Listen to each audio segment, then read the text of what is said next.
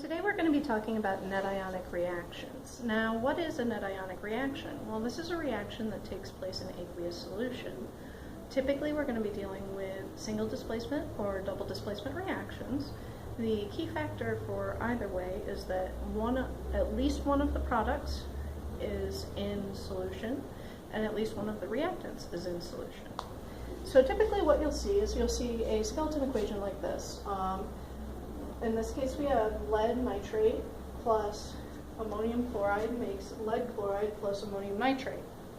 Now, in this situation, our reactants are both in solution. Again, this won't always happen, but at least one of them has to be in solution for it to be a net ionic reaction. We then have one of our products, the lead chloride, is solid, so that's going to be a precipitate. That means something that falls out of solution. So when you get white chunks or yellow chunks or something like that, lead tends to be brightly colored. So I believe this one it's yellow or something like that. And then we've got NH4NO3. So the first step that we have to do is we have to write this as a complete ionic reaction. So that means what we do is we take everything that is in aqueous and we break it down into its ions. Because remember, when we're dissolving something, we're basically pulling it apart. So we're putting it in water, and the water molecules, the positives, are really hungrily attacking the anion, the negative part, and the negative part of the water molecule is really hungrily attacking the cation, which in this case is the lead. So this will break down into Pb, and we know it's a charge of +2 because nitrate has a -1 charge. You'll see that on your polyatomic ion chart.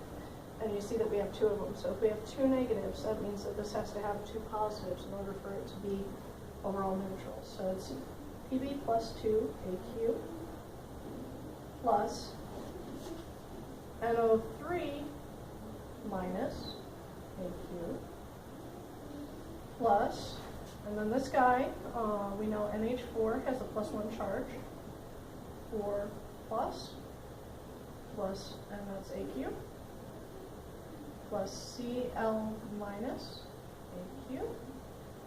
Now, what's important to note here is that when we're coming to the right side, this is a solid. So this came out completely. It's not dissolved. So this is not going to be breaking down into any ions because it's just sitting there as a lump in the bottom of our tube. So we have PbCl2 solid plus NH4 plus AQ plus NO3 minus AQ. So here's the nifty thing. We have this all written out, but we don't need every single thing here because it's not all reacting. For example, our nitrate or our ammonium ion isn't taking part in the reaction. It's just sitting there watching it, basically.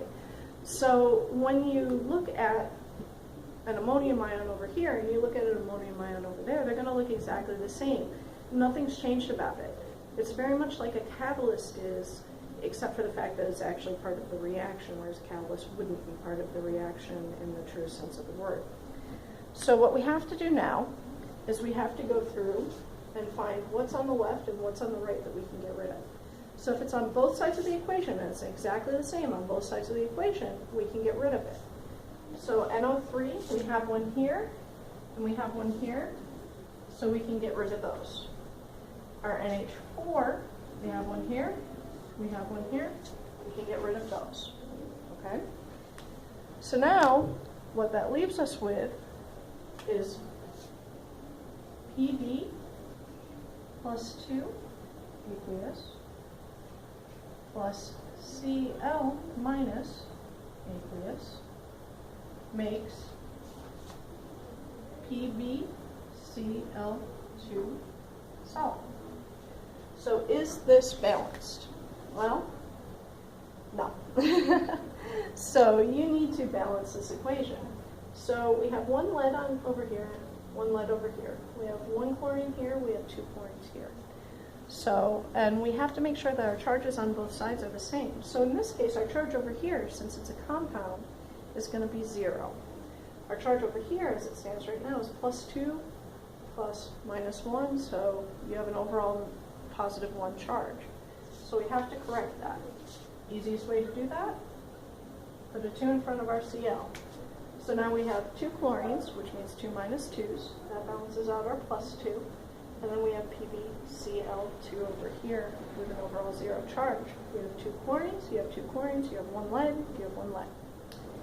So this is what we call a net ionic equation. That means that we've taken out anything that we're not using and we've gotten rid of it. All that we're left with is the things that are reacting. If we pulled out the rest of everything except the precipitate, we'd still see our ammonium ions and our nitrate ions floating around. So we would see that we would have a solution of ammonium nitrate, but they're not actively taking part in the reaction. So if you need more examples of this, please let me know. Other than that, take a look at the PowerPoint. I have some examples up there for you as well, and take a look at your practice sheets.